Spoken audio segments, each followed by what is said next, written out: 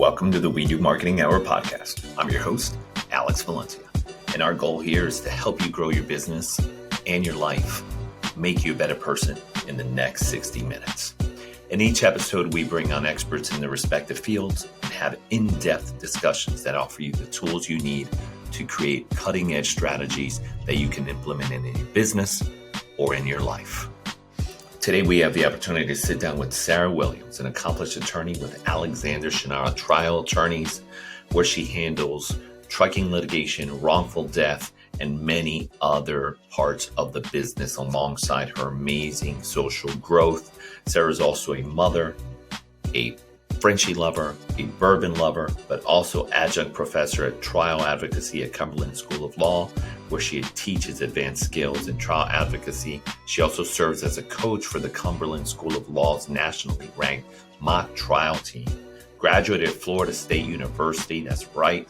And join us as Sara Williams talks about balancing her role as a mother, wife, and a Black woman in a white, male-dominated industry while inspiring clients, young people, and other female and minority lawyers.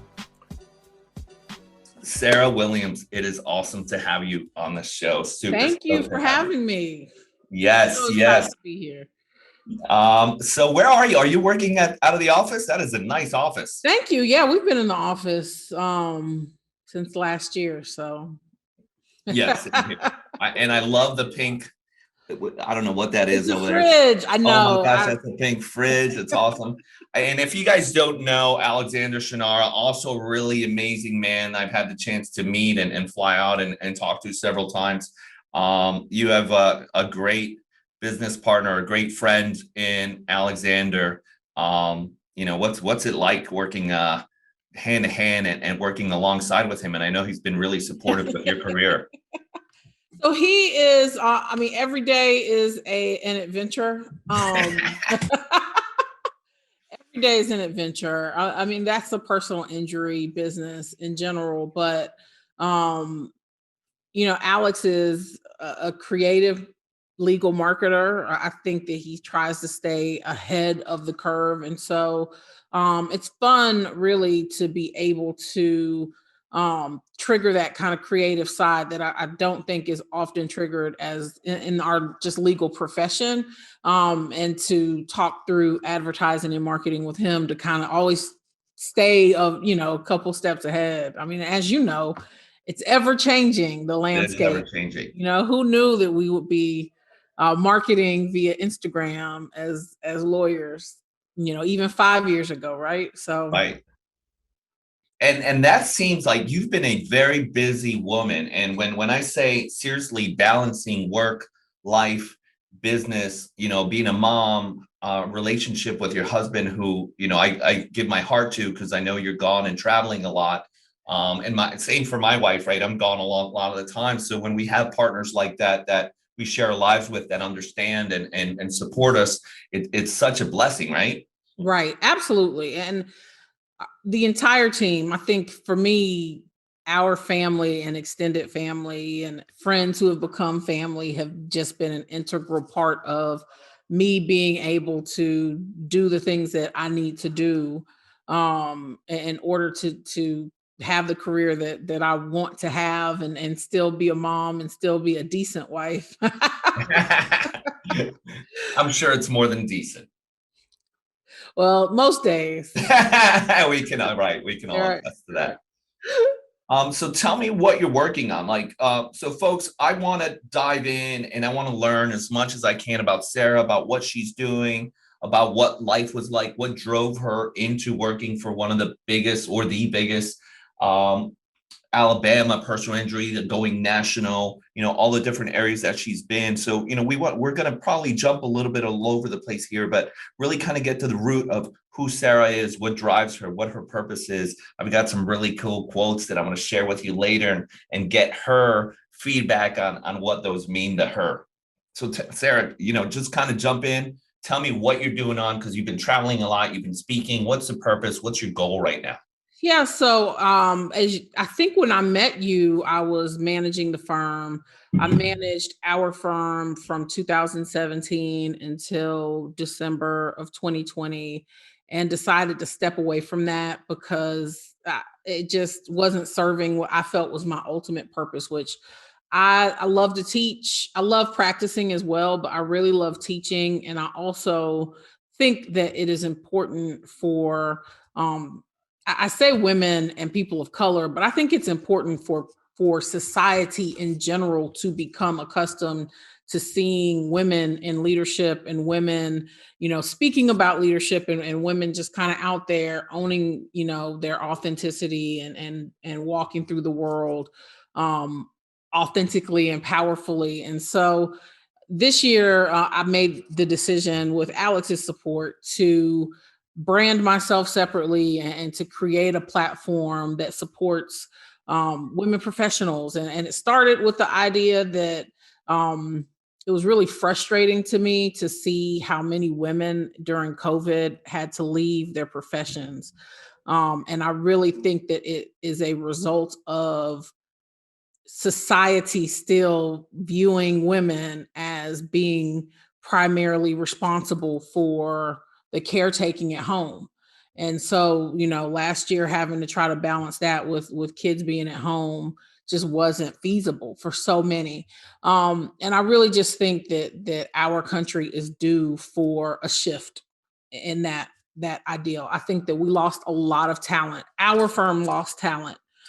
We lost talented women lawyers whose responsibilities at home, outweighed their responsibilities here, and that those decisions were made. And so, my ultimate goal is to continue to inspire women to, decide they can make the legal profession or whatever profession they're in what they want to make it. So, great point. So, within that shift, do you think the pandemic now, like after everyone overcame the mellowness of the pandemic, that kind of just let that melancholy go away, do you think they're resetting now and realizing that I can have a career from home and I can balance it, because, giving credit to women, right? Like, if anybody's organized and can do more than one thing, and I don't want to call it multitasking because multitasking has kind of a negative, like unorganized connotation, Right. but you're actually finishing and doing more things at once, where, us as males been more, at going after one thing. I'm more of that disorganized, multifaceted, doing different things at once, but that's just how my crazy brain works, and I get a lot accomplished because of it. But do you think that helped turn things around? Like, that shift is actually coming up because now, through so much social media, through women like you, through shows, through this empowerment movement, we're teaching and now they're learning to make that shift, to take that ownership internally and say, fuck it, I'm gonna take the bull by the horns and I'm gonna make things happen. No one's gonna push me down. This pandemic's not gonna do it. The government, politics, whatever's going on right now is not gonna hold me down. I'm not gonna allow that. I'm gonna be able to do it, and you're allowed to do it now from home. So I think I do think that there is a mindset shift for women professionals, in that for years and years and years, many industries, and especially the legal industry, you were made to feel as if I'm not in my office and in my chair between 7:30 and 8:30, then there's something wrong with me. If I'm working from home, then that is somehow a negative factor. This is not an industry that you can work remotely even part of the time. Like, you have to have that FaceTime and have to be in the office. And so I think that, kind of like the Maury Povich, the pandemic determined that was a lie, right? Like, everyone thought, oh, the legal industry is going to crash and we're all going to be unemployed. And we figured it out. Right. And our firm, I had the best year I've ever had. And many of our lawyers did. And once we figured it out and adjusted, in some instances, we saw an increase in productivity. And so I think the idea that we cannot mold this industry into something that works for, and not just women. I think, and that's part of the problem. I think for parents in general, I think this idea that you have to sacrifice your relationships with your family and your children in order to succeed in this industry, both male and females, because I think a lot of men will, sacrifice their relationships with their families in order um to satisfy, these um requisites of the legal industry that the pandemic determined don't have to be in place. And I think it was clear that we have the ability to really change this industry and to change the way we work if we're willing to do it. I think now that we are back in the office, I think what we are seeing is a generational conflict. I think that I know where you're going. do you know what I Yeah, think yeah. that there is, like, that even though the numbers do not reflect that we were less productive at home, there is still this idea that we are less productive at home by the generation who were astounded by blackberries, right? So I think that is the issue that we're having, is that generation of lawyers cannot let go of what I view it is more of a mental issue with control. Like, if I don't see you in the office, internally I feel like you're not working, right?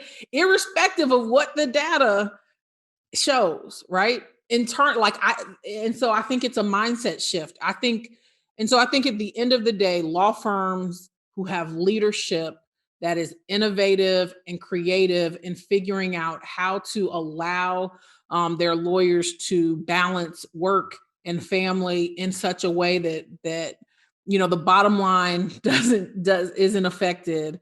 I think those are the firms that in the next 5 to 10 years are going to be more successful and are going to attract the talent. Because I think at the end of the day, what the pandemic taught us was I can go, I can be flexible in where I'm working, and my priority has to be my mental health, my physical health, and my family, right? And at the same time, I can still be productive at work and put those things as a priority. So that's what I see. I have been disappointed at the lack of, as much money as law firms invested in remote technology, at the lack of continuity um, of some of the work situations when it comes to the pandemic versus now. Although clearly we're still in it, right? Yeah. So are you a proponent for working at home? Do you work better at home, or is it the same for you either way? It Do you want depends. a hybrid? Uh-huh. It depends. I'm more of a hybrid. And then we're on the road so much, Right. right? And so, and I, if a opposing counsel or an adjuster calls me and wants to negotiate a claim, like, I need to be able. I've settled cases on the steps of Disneyland, waiting for Disneyland to open, right? And that's a benefit to my client, that I can, be mobile and do these things, and go to take a deposition in Seattle, and at the same time, while I'm in Seattle taking a deposition, schedule a deposition that in Birmingham. It allows for flexibility. I think it allows for us to move dockets and move cases faster, Right. because we have the ability to not be confined to, when can I get there on an airplane, train, or car, right? And so I think that's it. I think that there has to be that shift, and I think there will be. And I say it's generational. I really think it's more of a personal. I really do. I think it's just, you've got folks who feel like, look, I have this office building and I need bodies in it, and I get that to a certain extent. But I am personally, there are days like tomorrow I need to draft a lot of things, and I cannot do that at my office because I constantly have people coming in and out to discuss cases and roundtable Right. cases, which that's one thing I love about the practice of law, is the collaboration. But some days I need to focus on a thing. And so for those days I'm at home, or if Next week, Malone has a week between camp, and me and my husband, who's an electrician, are trying to figure out. There are going to be some days where I'm working from home, and being able to offer people that flexibility, I think, allows for us to retain talent, both male and female I talent. agree. It's more attractive on the HR level, right? When you are, and now you can, I mean, we live in such an amazing time where it's negative and positive, but you can extract talent from other markets because they're not available in your own, right? Like we Miami, Fort Lauderdale is a tough market for us. So we're fortunate to be able to extract people from different markets that have the education and just tenacity and the will to do the type of work that we do, that's very production based, very aligned. And we noticed that, for us with our team, they were very productive from home. So we opened up our offices fully. I've been coming to the office forever, but for our team a couple weeks ago, and there's a lot of them still rather work from home just because they got used to it, and it's fine as long as they're producing, right? The numbers are there, so it's okay with us. But with that mindset, like you said, that generational gap, like I'm paying for an office, I'm paying for all the supplies, I have all this technology that in 2019 when we had a huge growth, I spent hundreds of thousands of dollars on to have here, but that no one is now using, right? So it's kind of that ego that, damn, I spent all this money and now you're not using it and you're working from home. It's not that I don't think you're productive. It's just, I love seeing your smiley face. And there's just something about the collaboration and energy and the morale when people are around, right? Like if I walk into the office, I'm hyped up. What's up? How's everybody doing? Glad to see you. I go to my office, right? I'm not a Zoom guy. I'm not going to get on a Zoom call in the morning and be like, hey, how's everybody doing? Because it seems fake to me. So for me, I'm one of those people where I'd love to see everybody here. I respect that they're not, but I would like for everyone to be here. I would love for, me to close shop on a Friday afternoon and say, come on, well, I'm taking everybody for drinks. That's right. I think I miss on that. I think the hybrid model is probably, there are, and that's why I advocate for a hybrid model. I think that, like when folks have kids who are at home sick, clearly we now know we can send them home with the laptop, right?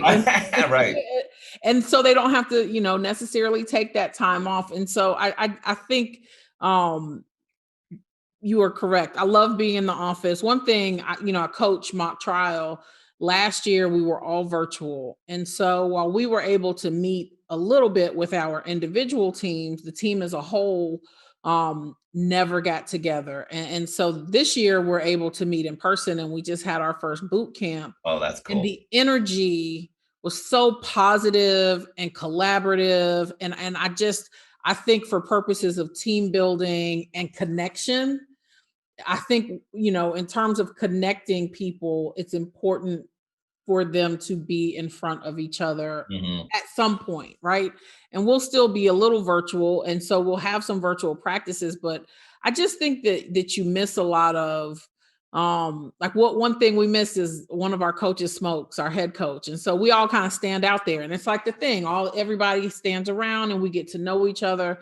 And that was something I think we missed out on. So I agree. I think there's a balance. And I think if we all kind of think outside the box, I think we can figure out how to make it work so that we all have that balance of Yep. Very cool. Very cool. All right. So I kind of want to go into the timeline. I want to learn about young Sara and what brought Sara to become an attorney, because I don't know if anybody knows, but Sara was an aspiring sports agent. And I mean, obviously is becoming an accomplished lawyer with the firm. And I just got to give mad respect to what you've done socially, the quality of the videos, the conversations. So everything you've done, and I'm excited to get into on some of those topics, but tell me about young Sara, how it all came about, what it was like being a kid, where you grew up, and what went to the journey of becoming a lawyer. All right. So I'm an Army brat. I was born in Tallahassee, Florida, which is where my parents are from. but only because my mom was too pregnant to fly. My dad had just been stationed in Holland for this joint Army NATO project, and so I spent my first 6 years of life in a Dutch village and went to Wow. like a Dutch preschool and kindergarten. And then when I was 6, we moved to New Mexico. We were stationed on White Sands Missile Range, which is an amazing place. And so we were there until I was 12, and then we moved to Germany, and we were there until I was 15, and then my dad retired and we moved back to Tallahassee. And so I am this like hodgepodge. People are always like, "What's your accent?" And I'm like, "Eh." Right.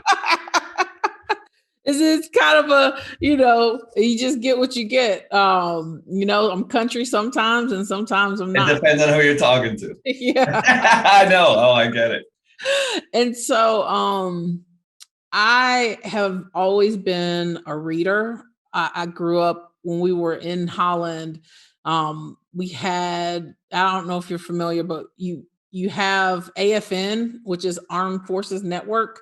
So you have one channel, right?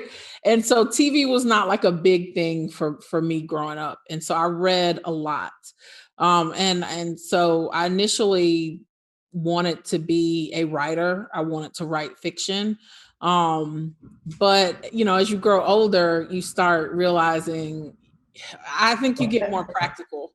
Although, In writing. yeah, I think for my generation, which I love parents now who really push their kids towards creative industries. My parents were more like, "So what you gonna do to make a living?" You know what I mean? And so I was always very outspoken, even at a very tender age. The stories that my parents and my brothers tell are hilarious. And so I think, when you are an outspoken girl, you're always told you should be a lawyer. And I researched being a lawyer, and when I was in the 11th grade, decided, I'll go to law school and become a corporate lawyer. And then I went to Florida State and started meeting a lot of athletes who would go pro and then go broke. Mm-hmm. And that was kind of during the time period when agents were taking advantage Right. of these kids. And so I thought, okay, these are folks from my community that are being taken advantage of. I can go to law school, become a sports agent. And so I looked at both Marquette and Tulane, which have that sports Wow. law Yeah. certification. Got into both, got full scholarships to both. Almost went to Marquette, and then they told me that during the winters they have to go to class in tunnels because it's so cold. And I'm from Florida, so that was not attractive to me. And I just had randomly been at this law school's conference, and the admissions counselors from Cumberland like grabbed me and pulled me over and said, "Hey, we really like you to apply to Cumberland. Let us tell you about it. It's in Birmingham, Alabama." And I was like, all I know about Alabama is from the civil rights movement. So Right. definitely not moving there. But they said, "Look, we'll waive your application fee." So I said, "What the heck?" And they, I was accepted and offered a full scholarship. And so I was like, "Well, let me go visit this place." And really fell in love with the campus. Had never been to Birmingham, but it was, it's a larger city than Tallahassee, but smaller than Atlanta. So I felt like I could move well, and navigate it well. And so just kind of took a chance and moved here, and I felt very welcomed at Cumberland, even though there weren't a lot of people who looked like me.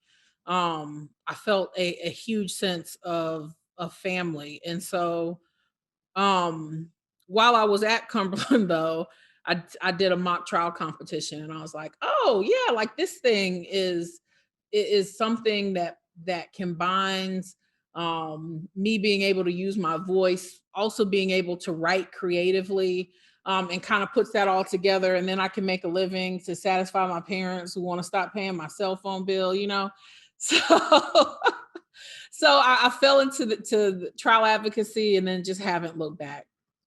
Wow, that's awesome. That's awesome. So when you do the mock trials, because I have a really close friend's daughter who's actually same situation, right? Outspoken, positively manipulative, great with the parents and adults. And, ever since I remember, just because I've been in the legal industry, I'm like, she's got to study law, right? Everything I know, that's the direction she should go, just because I know the possibilities and everything you can do with it, right? So now she's doing it and she's doing amazing with the mock trials. So when you set that up, are you writing the cases? Are you pulling from cases? How does that work? So the competitions we attend will release a problem. Um, and it'll have a set number of witnesses, and it's like a whole legal problem contained. It'll have the relevant jury instructions and the relevant pleadings and the evidence that we'll use. And then we have to prepare both sides of the case. And so for us, it's a class at Cumberland. And we assist in the writing as coaches, but the goal is to teach the students like how to structure an opening so that when Mm-hmm. they go into real practice, right, the facts may be different from for their case, but the structure is often the same because it's structured based on um, kind of psychological research in regards to persuasion, right, Right. and storytelling, and Persuasion. so it's very helpful for them to learn, okay, what's the structure? And then any case they're trying. So when I got out of law school, I went to a firm where, I mean, we were in trial sometimes 3 or 4 times a month.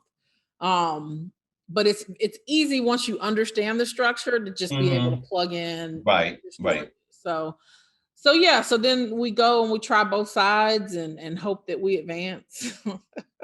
That's awesome. I love it. I love that. I wish I would have done more cool stuff like that at my age. Like me growing up, you were either going to be like a doctor, lawyer, architect, and then there was all these other service jobs. You didn't really know everything out, and you didn't have the brains. There wasn't. Now there's just so much opportunity with social media, TV, talking about all these different cool careers and stuff like that. Oh I yeah. wish I One would of have my known. cousins like designs video games. Yeah, all this Sorry. neat And stuff, and I hate video games.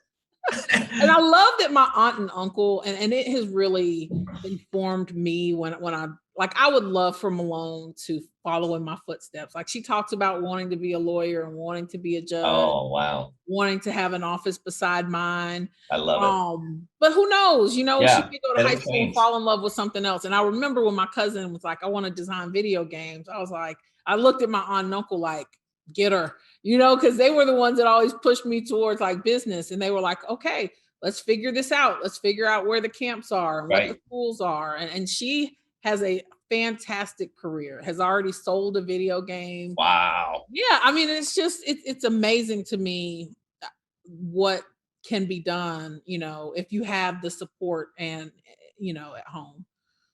Love it. So with that said, there's I believe in pushing your kids into creative jobs and creative portals. Both of my children are very creative, so we're very supportive with that. There's a book by Daniel Pink called The Whole New Mind that you might want to read, or any of the audience should pick up and read. But it really starts talking about the technology development, like where jobs will be in the US 10 years from now, and where we're missing that huge aspect of creativity, inventors, artists, designers. There's a small pool of that because of our parents telling us, and before that, and that getting into the mindset of you got to do this to actually be successful. Right. There's amazing opportunities in the creative world that you can make a great career in. So the book is Whole New Mind by Daniel Pink. Make sure you guys check it out. It was a book I read / listened to because I need to do both. Right. But we touch on so many cool words so far, and I just want to touch on them because when we edit, I hope they come up on the screen. But mind shifting is huge, right? I know you work on it, you talk about it a lot. I'm big into my own meditation and prayer morning, mind shifting, changing my mind in different things, and helping those around me to think of things differently. And I just wanted to make sure that we continue having that. Mind shifting and support have been very big words that we have talked about. So now Yeah, and I moving. think no one talks about that. Like No. no one talks about like the importance of um your mindset and how it can hinder you and how or how you can master it to in order to be successful. And I feel like um there are so many things that like now that I'm in my 40s that I am teaching myself that I try to pass on to my students. And some of it I feel like we were just kind of doing innately, but did not have like a phrase to put on it. Right. Like I was the thing that attracted me about a trial ad program was that my coaches always said like you keep like I had this one practice I'll never forget, um, where I had to do my direct examination over and over again. And I was so embarrassed because I was on a team of all three L's and I was the only 2L and they had picked me up and I felt like I was failing. And finally, my coach was like, "Hey, I need Sarah's voice, not this like weird white woman like mimic that you're doing, right?" Because we had always been taught like you got to have these two voices, you have to be able to code switch. And the reality is like what I have learned is like I am okay just who I am, right? Like I have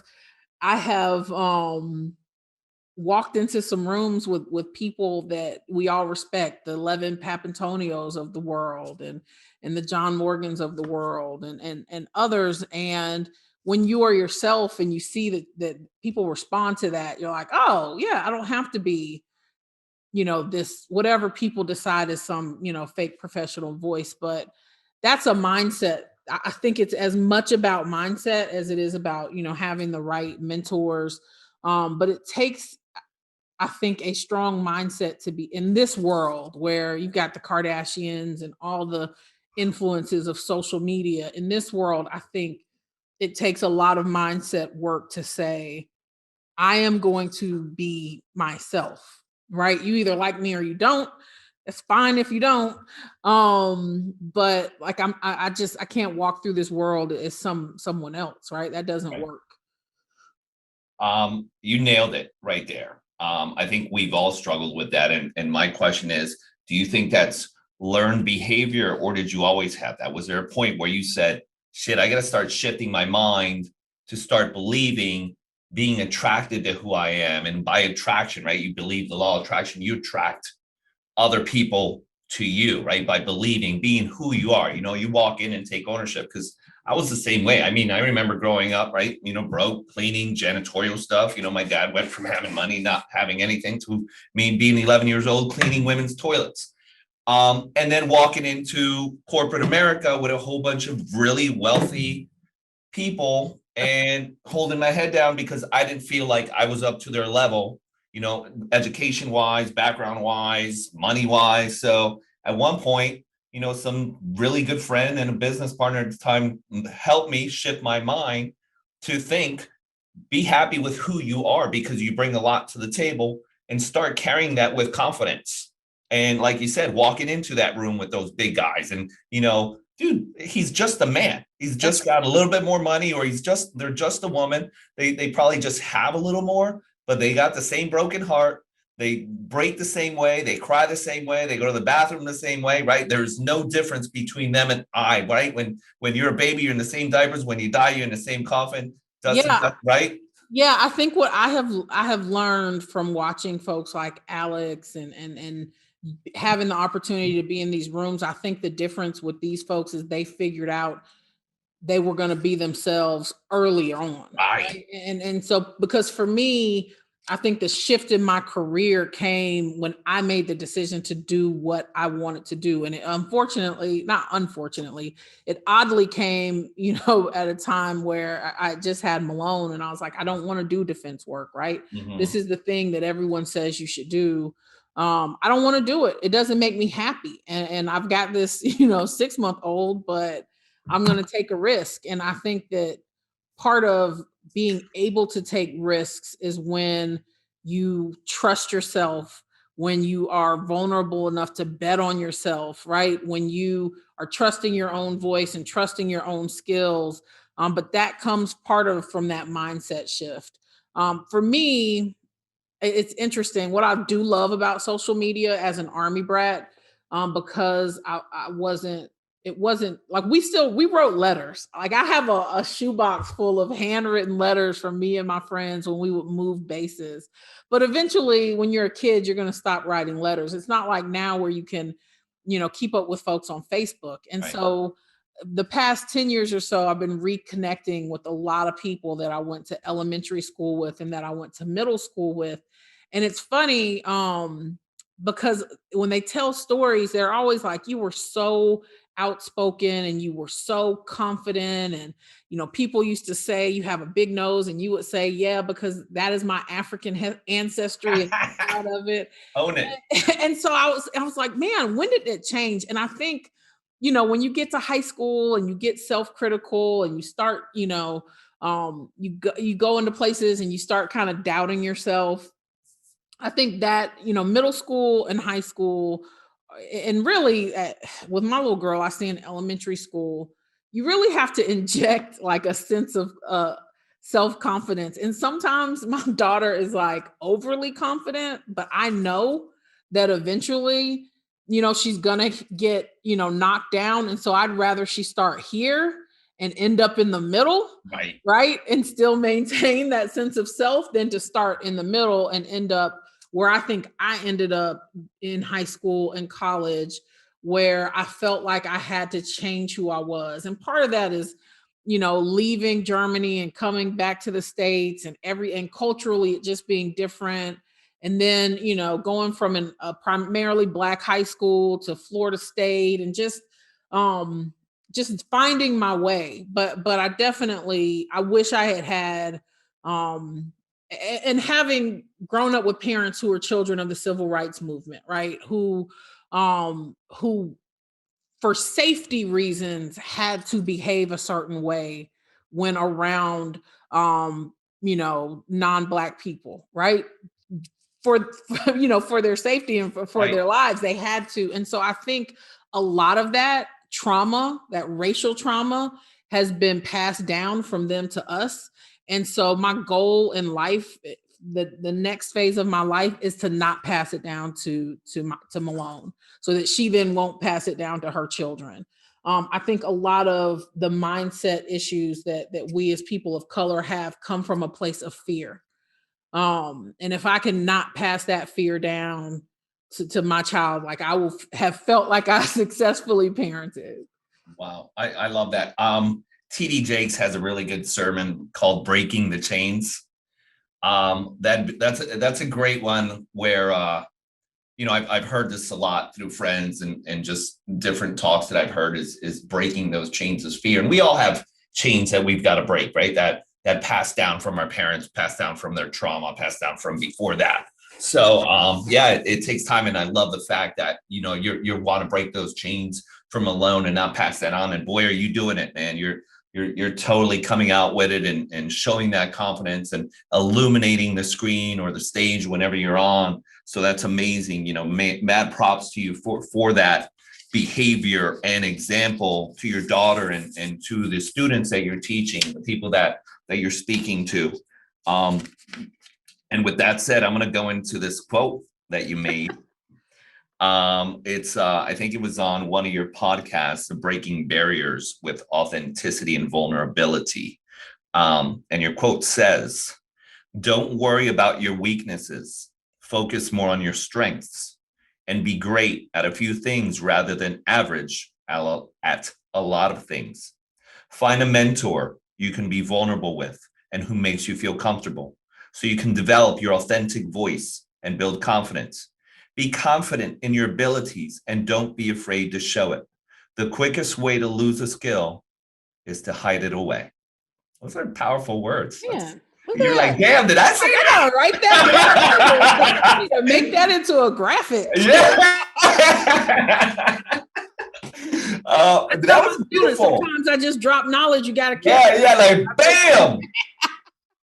So that's awesome. So kind of like, just it is the foundation of everything that you just talked about, and comes through in what you're showing and teaching and showing people what you're learning about. And let's talk about your empowerment, right? Like I kept talking about your social media, and the things that you're doing, the authenticity. I want you to touch on that, and giving yourself permission to do things. And you kind of touched on it, but I want you to dig a little deeper. And then we'll go into a little advice on, some other females, minorities, other lawyers that are coming into the business. And again, it doesn't have to be just women, minorities. It's anybody really. Like, we're all struggling, right? And if we go back just a couple steps, social media makes it so hard for so many people, right? Like, if you're following social media and you're constantly on your phone and you're seeing the successes of other people and you're feeling outweighed or surpassed by them, it's a facade. You just got to know a lot of it's a facade. A lot of it's a business. People are doing well. They're doing well. But behind the scenes of everything you see, kind of like, I love lifting weights, right? I love working out. But when you see the dude that's ripped, you don't see all the work, all the meals that he had to go through, all the hours that he had to sleep, all that extra dieting that he did, the painful struggles that he had from either broken bones or just muscle tissue breaking down from all the work. So you don't really see the work that goes into it all. All you see is a success, and it's easy to bring a person down. So make sure you're shifting, thinking of your goal, but making sure you realize that you can't get upstairs without stepping on every step to get there. Yeah, and your path is your path, and that is, I think, the comparison is a thief. It, Mhm. it really is. It steals like our peace. It steals our creativity. Um, what is for you? I'm a firm believer. What is for me is for me. Right. And people will often say, well, what was your path? And I think the thing that the risk that is always inherent in being a leader and being a mentor is folks think that your career is formulaic. There's no formula for success, because it's all independent on what is success to you. What are your goals, what makes you happy, right? And I think the problem with social media is oftentimes people feel like, okay, um I Kylie Jenner is a billionaire, and so, I need to be a billionaire. Like, I don't have to be a billionaire. Maybe that happens one day, right? Right. But at the end of the day, I think, you have to, that's a part of authenticity that I think oftentimes people think authenticity is like the difference between speaking one way and speaking a different way, or like they wrap it up just in code switching. I think the most important thing about authenticity is being true to yourself. Mhm. Being true to yourself and being happy with what you're doing. And that's one of the reasons I stepped away from managing the firm. It's like I was good at it. I mean, look at our growth, right? I put a lot of systems in place. Um, you know, we took the firm to new levels. But I knew internally, like, that wasn't my that's not my ministry, right? And Right. maybe eventually, maybe at some point in time it will be again. But I knew that wasn't what I had to give to like, I had more to give to the world, and it wasn't the thing that I wanted to define me. It's something I fell into kind of because the firm needed it at the time. But it was a very difficult decision, because people are like, "Oh, look at you. You're the managing attorney at one of the largest firms in the Southeast." You know what I mean? And the only black female managing attorney of a firm this size, and you're 37, and this is great. And I think so often we get caught up in the perception, being worried about how people will perceive what we do. And I was very worried when I was trying to make a decision about what to do, about how people would view me stepping away from that role. Mm. And even now, like, now that we're back at conferences, people are like, "Hey, are you okay? is everything all right? And I'm like, yeah, I've never been happier. Like I'm doing this other thing and I'm doing the things that make me happier. I wasn't able to coach as much. Like it was taking me away from the things that really made me happy. Um, but it's very odd that I think people focus so much on what they view as success because of what, social media is. That when you are authentic, it's, you figure out what that is for you, and then you got to kind of tune out the outside noise. Love it. Authenticity. Any advice for current aspiring lawyers, females, minorities, boys, girls, anyone just coming into any industry, maybe stepping out of college, going into law school, just different stages of their life? What's some advice? So I think what I see the most with students is that they have it all figured out. Right? They're in undergrad and then like me, they're like, I'm gonna be a sports agent. Or they're like, yeah, I'm gonna manage Lil Wayne's career. And it's like, look, if that's truly your passion, right? And you take classes on, intellectual property and all the things that are related to that industry that I think most people don't have any idea about. Like they think it's fun and exciting and cool, but it's really um much more intellectual, and a lot of it's writing and a lot of it's technical. um I, I think what I learned in law school was being open to new and different opportunities, being open to experiences that were, not things I had thought I wanted to do and not anything I had ever um, planned to do, but just being open to trying new things led me to my career, which I now know is exactly what I should be doing, right? But if I had not taken a risk and tried something new and just tried something different. And so I think it's important for young people to not feel like you got to be a millionaire at 26 or at 30 or at 35, or that you have to know exactly what area of law you're going to practice your first year of law school. Like, who knows? Like, I know who thought that I would be working for the largest advertiser, right? Like, at the end of the day, you don't know where your career may take you. And so I think the key is to stay curious, to stay open minded, and to experience as much as you can so that you can take advantage of opportunities and figure it out as you go, what actually makes you happy. But you won't, I don't think, I don't think until you are in law school, you are not um engrossed in the legal field enough to have this like concrete notion of what exactly it is you want to do. So all of that wrapped up in a nutshell is stay curious, stay open-minded, and be open to trying new things, because you never know, you may figure out that there's something you never thought you would love that you do.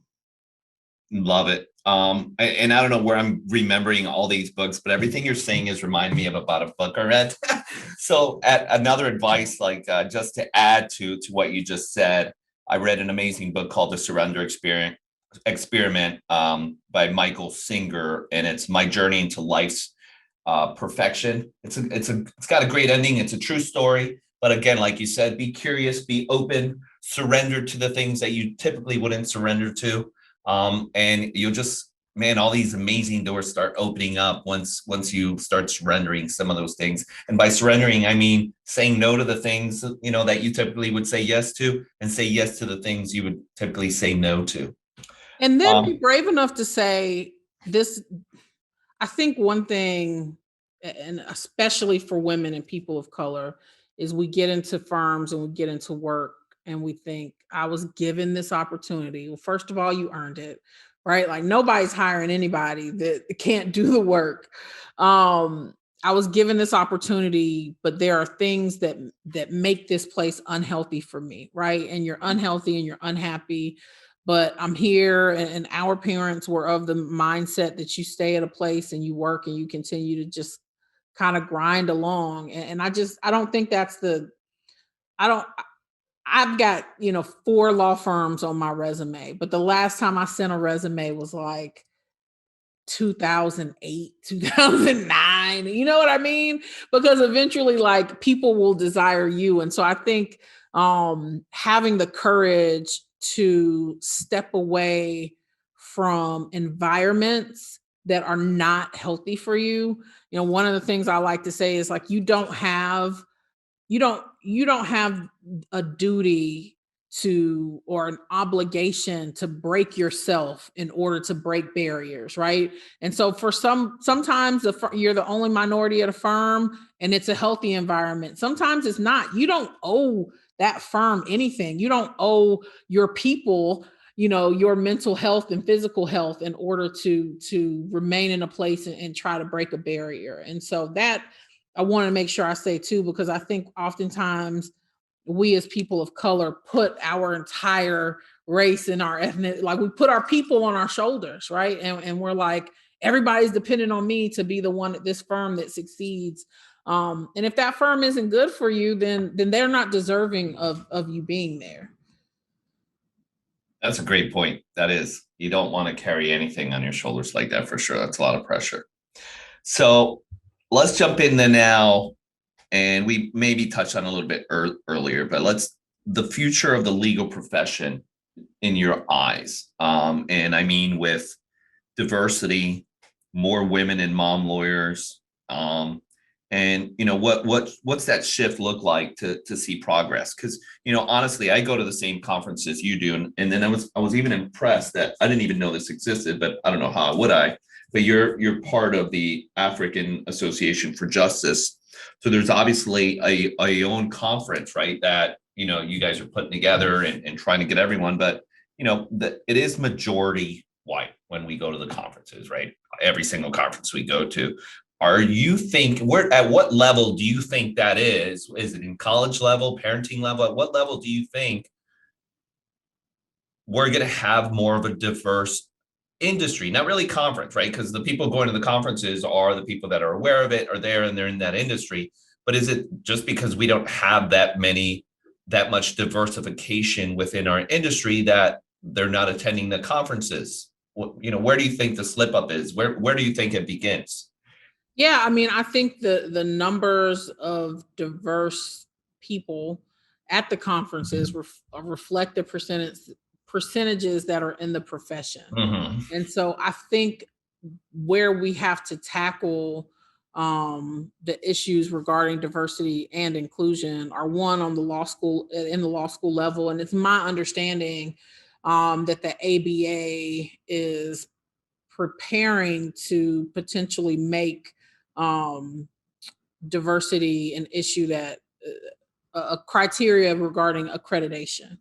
Um, and look, I went to the widest private law school in the country in 2003, and here it is 2021, and it's still the widest private law school in the country.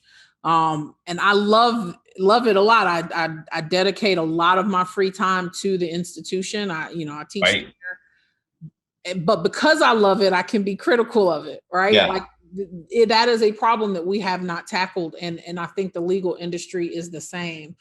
I don't know. I think I will tell you, I think when people start saying, hey, I'm not hiring your firm if you don't have anyone there who looks like me, that is going to be the thing that puts the pressure. I also think it's somewhat of a generational thing. I am encouraged by the millennials in terms of I think they are so much more accustomed to kind of a kumbaya type of environment. So I don't know where we're going to go with it. I don't know how. That is the thing that I struggle with the most is how do we increase our numbers? And I think that's one of the reasons why I was so passionate about the platform and doing the things that I'm doing, because I think part of it is one of my friends always says, you can't believe you can achieve something you cannot see. Mm-hmm. So when you do not see people succeeding in a particular field, right? then you don't think that that's achievable for you, and you may set your goal somewhere else. And so I just think it's so important for those of us who are active and have platforms, people who have a platform. I think it's important for you to let law students see you, for you to speak at law schools, for you to, bring on interns. I think we have to be as visible as possible, because at the end of the day, it's a numbers game, right? If we have more numbers, I think we'll have more attendees. And we just don't have the numbers. Right. Yeah, I kind of think it starts at a elementary, middle school parenting level, just kind of guiding that and putting that thought process in somebody's head. Like you said, if it's not seen, it's not understood. If you don't see the heroes, right? We're so used to seeing glorified athletes and stars and now social media people that, industries where you could really have success and make a difference are falling to the wayside because it's not as cool. But yeah, I think, which I hate lawyers who poo-poo social media. It's the most annoying thing to me. It could be an amazing platform for them, right? Like if people are seeing, like you, right? You're showing, you're making an example, and if girls or boys have any interest in that, realizing what you do and being cool on social and giving the right message, it's like, man, what do they do? I want to know what they do, right? That's exactly so right. more people were on the platform and using it that way. That's exactly right. And the legal industry tends to always be a little bit behind the curve when it comes to technology. And I mean, you know better than me. And so I know, I would suspect you have some very difficult conversations with law firms in terms of, convincing them that digital marketing, at the end of the day, the business is not at country clubs, not for personal injury anyway, right? And I think that there's just a generation of lawyers who, and not honestly, it's not an age thing. I have some very young lawyers who just grew up, old school. I'm going to get cases based on my reputation, and it's like, yeah, me too. But part of that is people aren't seeing each other anymore. And so I have a good reputation, but social media allows me to stay top of mind with the people who respect my reputation, so that when something happens to their family member, they think of me and they haven't forgotten me, and I just think there's a disconnect. And I think when we catch up, because I think we will catch up, I think that will help tremendously with the diversification of the industry. Agreed. I want to kind of go through some of these successes here real quick before we jump into a little bit of fun stuff. So remind me if these numbers are still, because, so Sara Williams is an attorney, Alexander Chanel, where she handles, are you still just primarily doing the trucking litigation and wrongful death litigation? Like I said earlier, has that evolved into other practices? Any next tours or anything? My primary focus is trucking litigation. I still will handle different cases, just based on what interests me. My husband's from Birmingham, and so and obviously I've lived here now longer than I've lived anywhere else. So if I've got a friend or a family member, I'll still handle some. Right.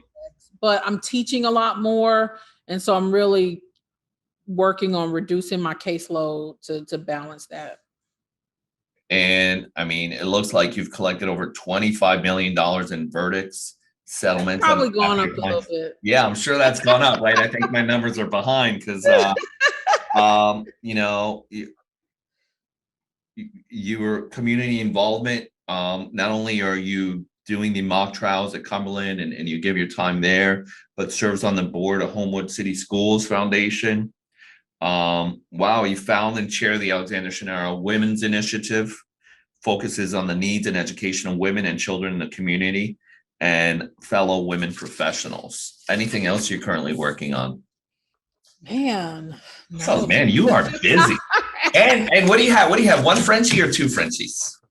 I have two Frenchies. Yeah, I've got two Frenchies. That's my favorite. Mine. They're I like them more than my kids. So my youngest Frenchie just went through a She had to have her tail Yeah, removed. you I don't know told if me. yours have had this issue. She had a corkscrew tail. Hmm. So it's Yeah, been a they whole suffer from that. thing at our house. Um, Did yeah. it affect her walking or no? It doesn't. So she was developing these bacterial infections like underneath, Mhm. and she was just miserable. And they tried to control it with medication, but finally they were like, "Look, I mean, we just got to take her tail off." So it's just weird. She's just, shaved on her poor thing. Her whole back is shaved, and Aw. but she's fine. I mean, she was running around shortly after. They just took the tailbone out. Um, but yeah, they're an interesting breed. I had boxers before Oh, you French, did? Okay. yeah, which I love. I think these will be my last small dogs. I think and I love them a lot. I mean, they're awesome, but they are high maintenance.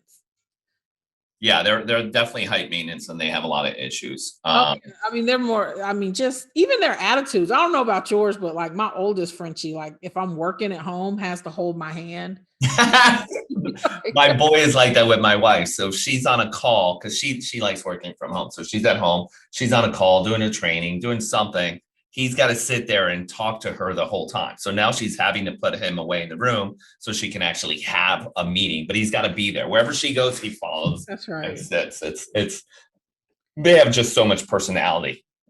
They do. So yesterday, you sort of commented on Simone Biles, and I was attracted to a quote you put because I absolutely love Brene Brown. And if you haven't watched her, she's got a great Netflix show and amazing talks and books. But the quote is, daring to set boundaries is about having the courage to love ourselves, even when we risk disappointing others. This goes into so much of the things we've talked about today with your personality. And I don't know how deep you had to search for this quote, but I think it just kind of identifies a lot of the things that you've been talking about and purpose. Tell me more your thoughts on it. Yeah, so I was it's funny. I don't know if you have read Chatter. I'm about to do a book review on it. But let me get the author's We name. write it down now. Chatter. So good. It is Chatter it's a psychologist who talks about it's one of I feel like my biggest, it's Ethan Kross, Kross.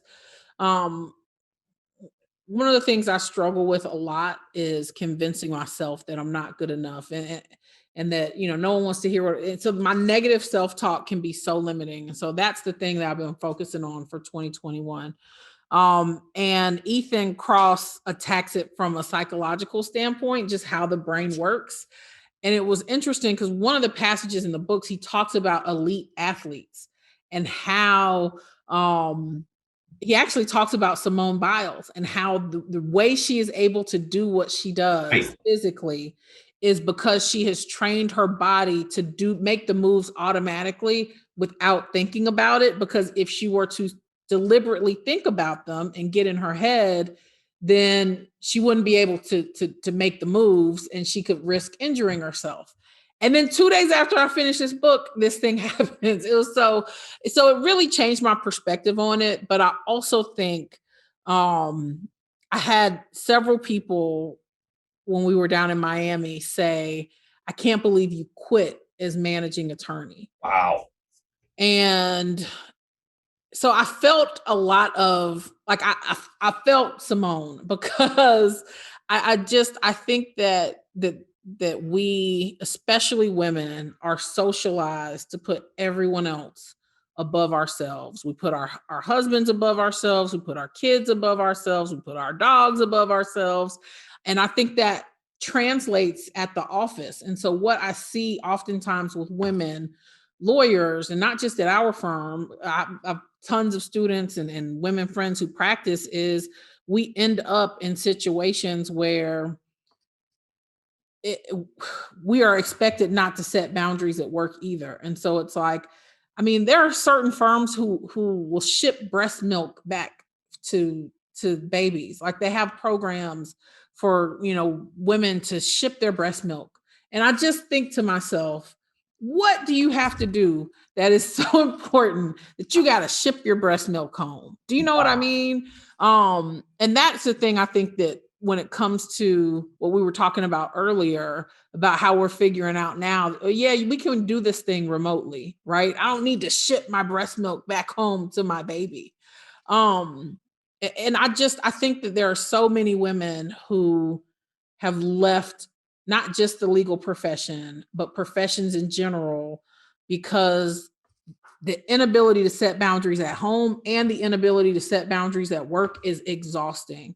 And I have a number of friends who I know their mental health suffered because of that, and that caused them to leave the profession, or their physical health suffered because of that. There have been times where I have ignored my mental and physical health, just trying to do the most to prove that I am worthy of being in this space. And that's what I think it comes down to. Um, what Brene Brown calls hustling for your worth. I Mm-hmm. love that quote. Um, and so I saw so much, living in a conservative state. I saw so much criticism of her. I just finished a deposition. I was going, just kind of flipping through Facebook, eating lunch.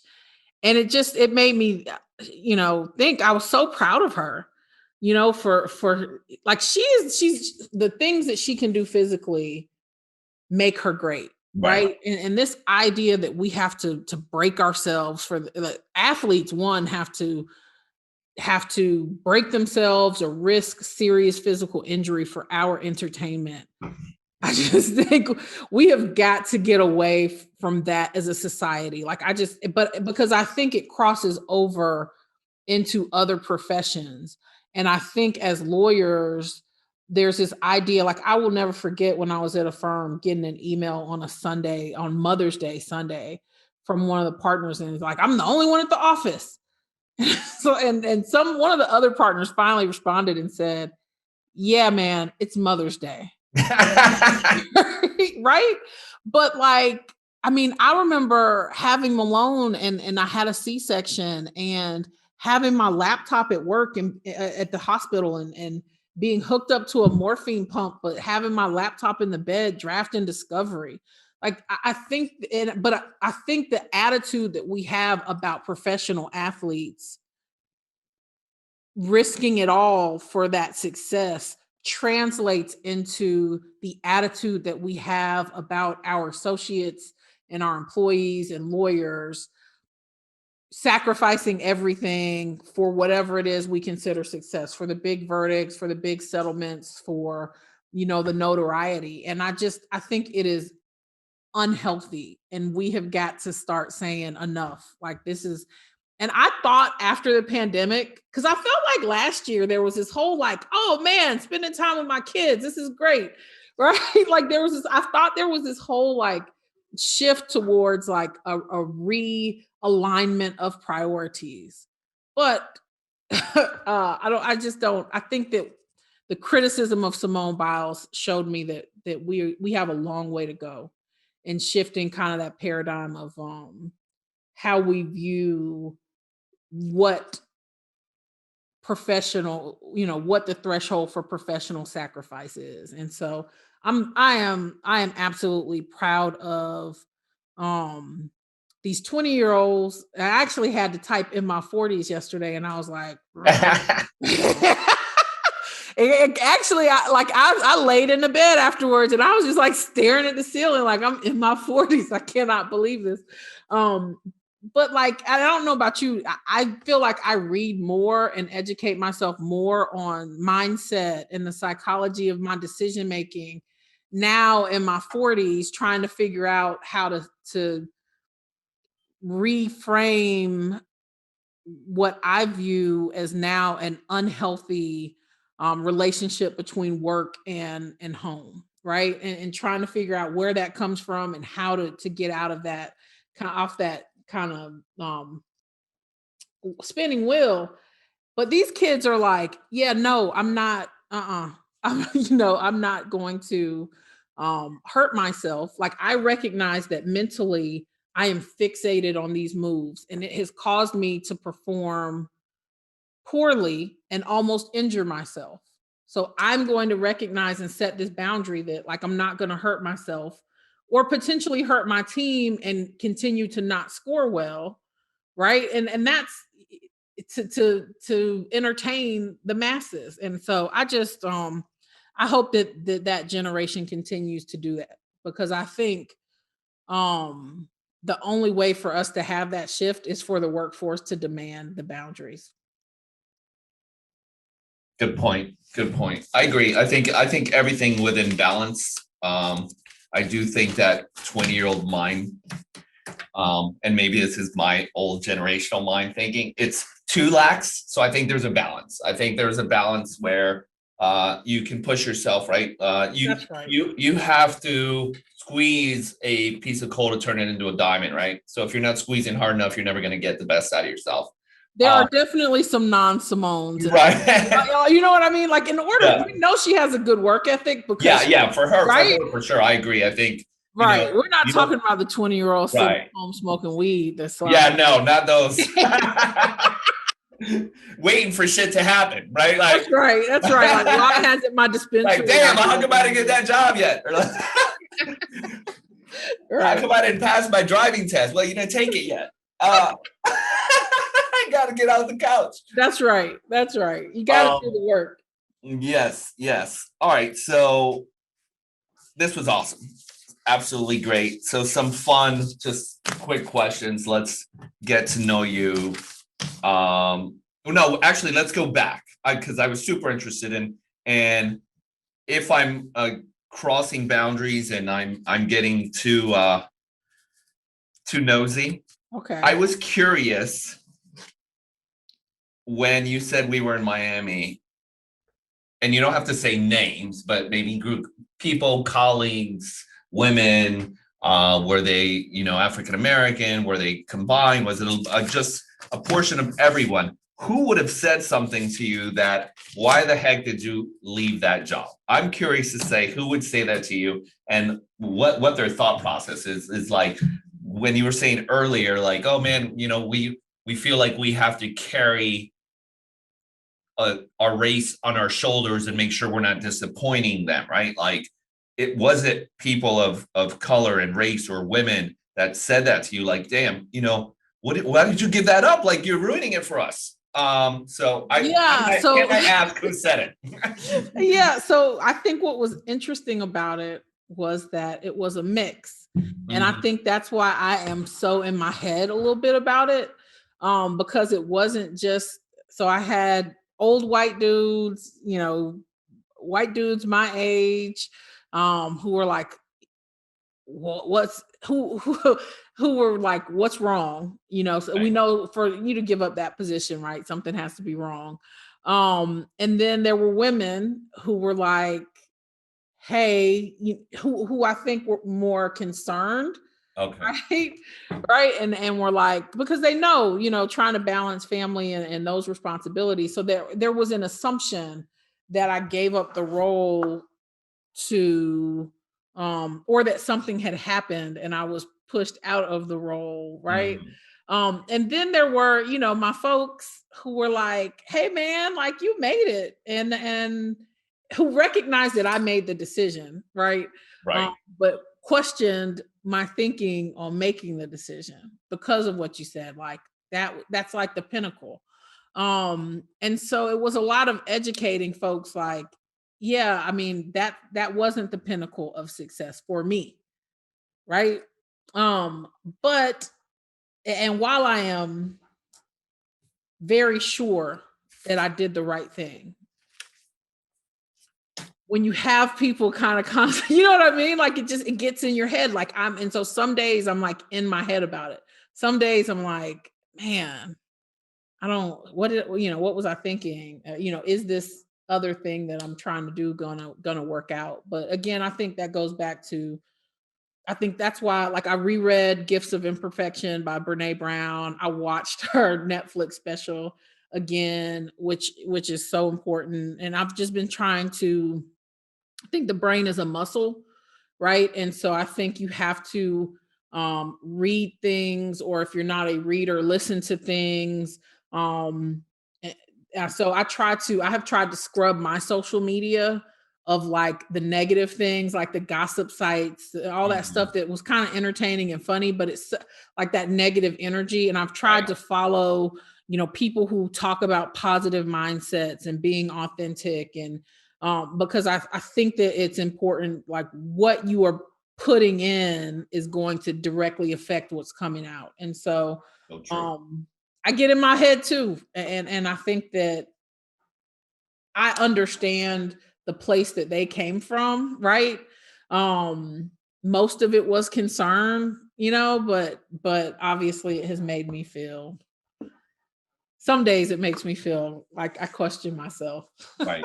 Well, it's good. I mean, I love your vulnerability and your honesty. And it's good that you're concentrating on those affirmations and wanting to increase the knowledge of the positive word, right? Because we've both read stuff, right? Like even the words that our parents have said to us in our past, or something a teacher may have said, right? Like that stuff sticks to you. It sticks to you more than you trying to reaffirm yourself. Like you can wake up, look in the mirror and say, I am great, I am awesome, made the right decision all day long. But a car cuts you off and you hear your mom telling you lazy bastard, you're like, you should have taken out the garbage. I'm like, I'm lazy, I'm sad, I'm broken again, right? It's so Right.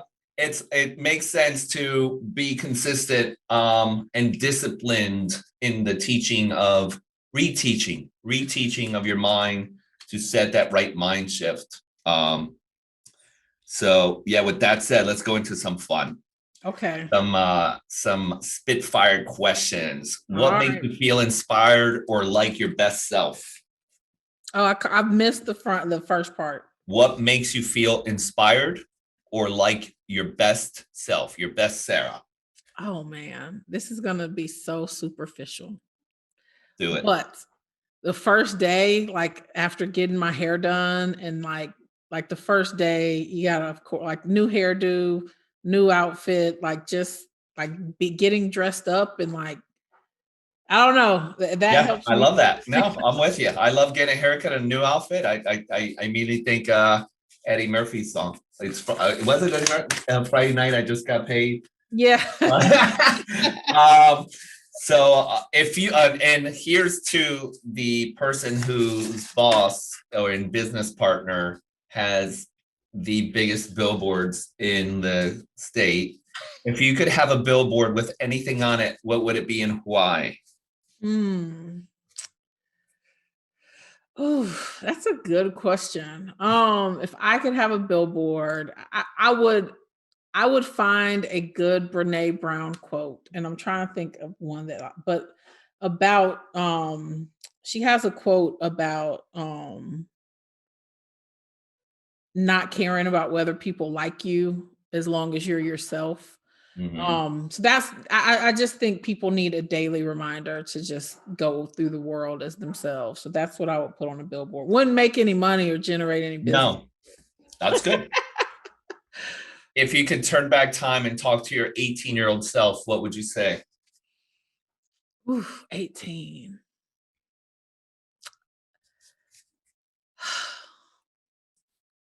I would tell my my 18-year-old self, I would probably tell her to you don't have to go out every night.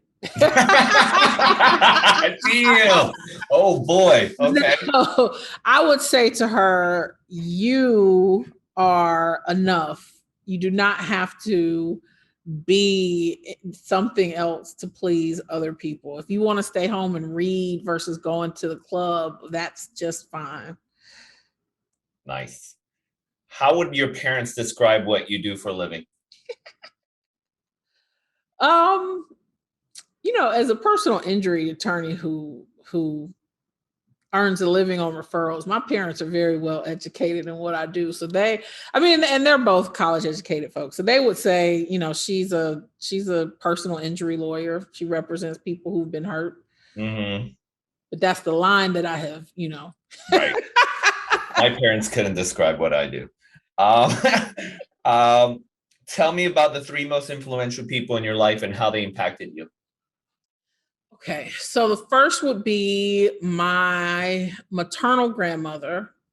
She's also Sarah. Um, she is absolutely the strongest woman I know. She grew up on a plantation.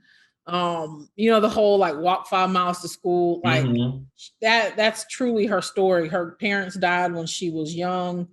And she was at that point, they didn't have like DHR or whatever coming in to get kids. So they were just out on the plantation. So she had to make the decision to take her to get up every morning and walk 5 miles to the school bus to go to school. And then she had 5 children and divorced my grandfather when divorce was not um, a popular thing, and then went back to school and became a secretary, in the 70s and 80s, back when, most of her friends were cleaning houses. And Mhm. so she has just like, she's always had this like tenacity and ballsiness. Like, she is so much of who I get, because my mom is very reserved, and we are like polar opposites.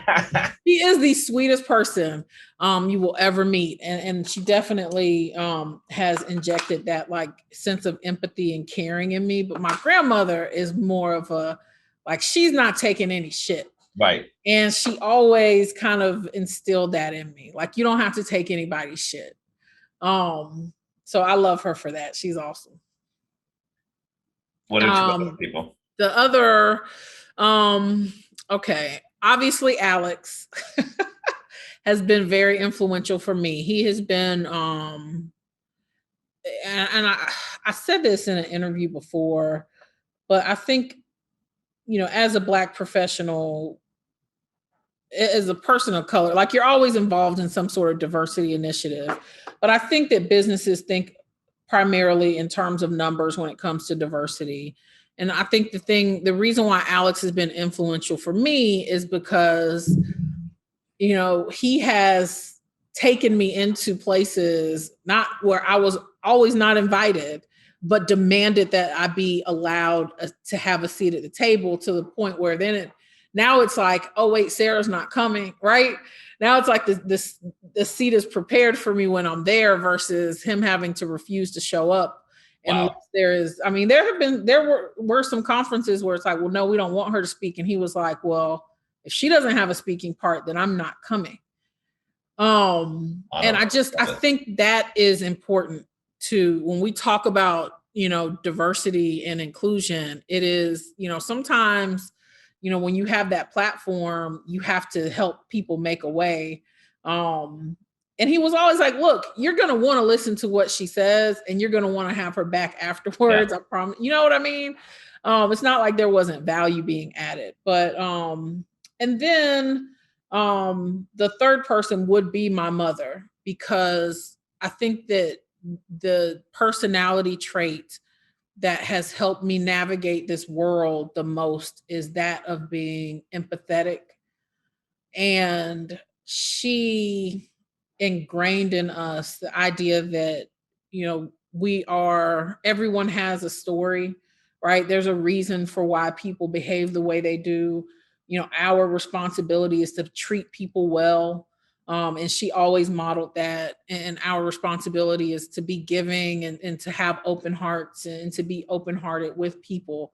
um, and I think that that has influenced my leadership.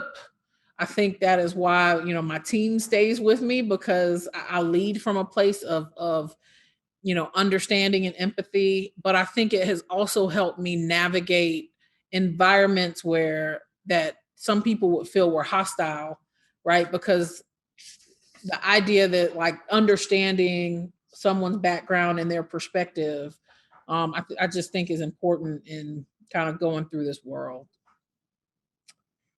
They're my three.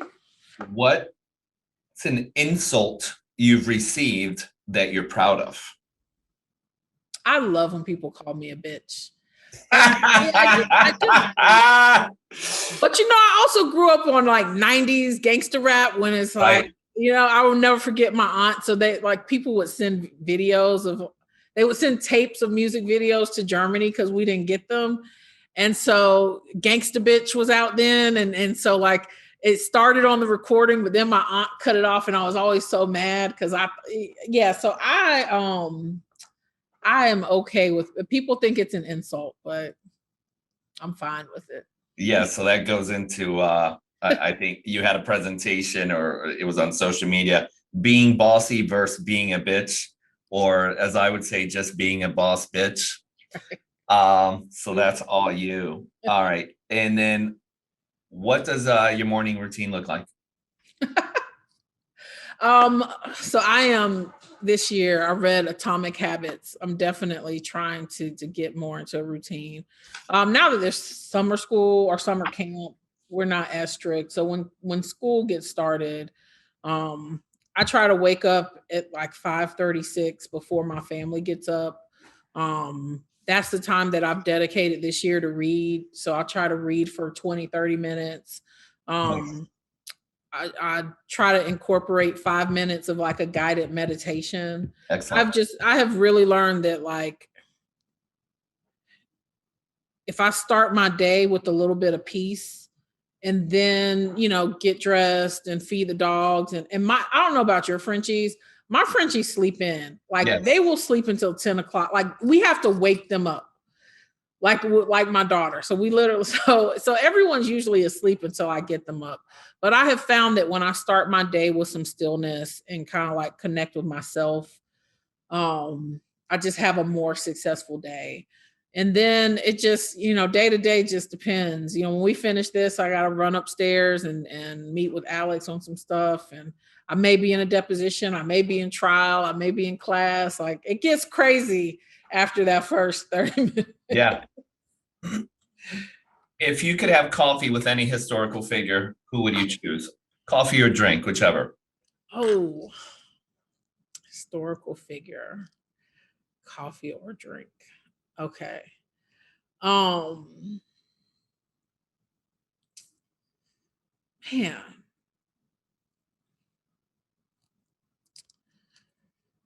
Hmm. So I would love to have a coffee, or I'm sure she would drink. Like I feel like she would drink bourbon with like Harriet Tubman Mm, I because think I she would feel have, like she I is think she'd like, have a bourbon. She would need yeah, one. I think she would have a bourbon. Like you talk about a boss bitch, like Yeah, yeah. just, Yeah, I like that. yeah. Um, critical race theory. Do you think it's something politicized? Do you think it's been around? What are your thoughts? So here, I think the problem is that politicians have couched. I think politicians have created a buzzword of critical race theory, Amen. which is not ever going to be taught at the elementary or high school or middle school level, right? Like critical race theory is an upper level, it's upper level coursework. Right. What it has been attached to is teaching like accurate history. And I think that is just it makes me so sad. And the reason why is I think that like we talked about earlier, I think we are all shaped by our by the past. I think that and that's why it's very important to me to read read about the past. I love my dad made me read a book called Before the Mayflower, Mm-hmm. which is obviously a history of slavery up through civil rights. Right. And I feel like sitting and talking to, when I'm at family reunions, like talking to, especially now that I'm older, talking to my relatives about their experiences helps me understand them so much more. Yes. Like I will never forget sitting around at a family reunion and my mom and her cousins were talking about a sleepover they had when the KKK busted in the house Wow. and Scary. grabbed one of their cousins and lynched him because he had been accused of winking at a white woman. Well, he was cross-eyed, Oh my God. but that's not like something they got therapy for. Do you know what I Right. mean? And so Right. That carries on. Yeah. right, that's something they have lived with, and it didn't stop there. And so I think that when we understand the perspective of people and understand that like this is what shapes their mindset, even if we haven't had that same experience, when we understand at least where each other are coming from, we can have real conversations about racial reconciliation and racial healing. But I think the problem is when we are inaccurately teaching history to children, and and then when they become adults expecting them to understand the perspective of people, we have this huge divide. um I teach at a predominantly white school, and so obviously I have white students, and one of my white male students, um who's super smart and wanted to educate himself to figure out what maybe he was missing about some issues last year, started educating himself on the history of the United States and the civil rights and Jim Crow. And he was like, I don't know any of this. I don't even like, I had never heard of Tulsa, and he was like, if I had known this, back in college when we had certain debates, my perspective would have been different, right? I would have understood better because we have to learn it, right? Because our parents are like, listen, this is what can happen and here's why, right? But it's a protection. And so I think that this idea that certain children should not be taught an accurate account of the history of this country, we just do ourselves a disservice. And I don't think we can heal until we're all on the same page about what our true history is. And so that is my frustration with how the issue has been politicized, because I think critical race theory is obviously a separate subset of Buzzword. Yeah. Yeah. So it's become a buzzword, and it's like, we're not talking about critical race. We're not talking about teaching 8-year-olds critical race theory. We are talking about teaching children that like Black folks didn't just hop on a boat and come over from Africa like voluntarily and just volunteer to work. Like, and I mean, slavery is an ugly thing, but I have to teach my daughter about it, Right. So that is my frustration about that, is that and I think the media plays a lot into that, because, having debates about critical race theory are a lot easier than talking about teaching accurate history. Yeah. And it's sexier, right? Like that gets people all riled up in the comments versus saying, hey, like, should we just teach this as it occurred? And then like, who's going to argue about that? Right. Yeah. Well, my media thought mine. So yeah, I think it's done on purpose for that reason. But just the more negative we put out, the more angry people are, the more we can politicize it. It's really frustrating that the news has gotten that way. Yeah, I remember when growing up that it was just factual, right? Like they just reported the thing. Or so we thought. Well, yeah. I mean, it seemed like it, right? It seemed like, yeah, it just seems blatant. Yeah. On the something more fun. 90s hip hop favorite song. 90s hip hop favorite song. So what happens when you get my age is you're like, okay, was it 90s or early 2000s? So either one. I'm thinking 98, DMX. Okay. I was in the South, but I thought I was from New York. Like I was so I love like DMX and Noriega and Big Pun and Fat Joe. Yeah. I don't know, that East Coast, that 90s East Coast, you couldn't beat it. West Coast came with it, but there was a different vibe. Yeah. My wife's all West Coast. I'm more East Coast. But she knows it all very well. She lived in Boston for a while. But I'm all DMX, man. I rock DMX. Oh man, when I'm broken. So sad. I will tell you my favorite. Now I'm old. Have you ever seen DMX do Rudolph the Red-Nosed Reindeer? No. You got. Oh, I gotta I'm watch gonna it. send it to you. Okay. It's like my favorite video from Chris. I gotta see it. The best. Rest in peace, DMX. Cool. Well, so that show on HBO I told you to watch, Yeah. Lovecraft Country. Oh yeah. If you haven't seen it, check it out. And then my really good friend Sika was the editor of this book called Mixed Race Superheroes. You should check it out. I think she edited or wrote 2 chapters in there. Really good. But just some extra fun stuff. Always, trying to avoid the TV. Yeah. I mean, although that's after my day, like I devote a lot in the morning to, myself and mindfulness and prayer and thought, at the end of the day, once I'm done working out and everything, I just want something to just entertain me and I'll watch TV till I fall asleep. Yeah. Sarah, this was awesome. This was fun. I hope this was one of the funner interviews you've been on. Had a good time. I really appreciate you being on. This was very cool. It was fun getting to know you. I can't wait to, I don't know, maybe I'll see you at POMA or Mass Torts next. Yeah, I don't know if I'll be at Mass Torts. No? I think I'm doing, there's a women's conference, Women Trial Lawyers in New Orleans, and then ATAA in Austin. I've got a competition I've got to coach in October, so I don't think I'll be there. Okay. What do you do, POMA at all? Or AAJ? Maybe midwinter, I guess, is the next time I'll see you. I don't know. Well, unless you do like Crisp Evolve in November. Oh, that's right. That's right. Yes, I might go. I've never been to one. I might do it. I love, that's a fun. Yeah, those are fun. Yeah, that's a good time. Well, have an amazing day. Thank you again. This was a lot of fun.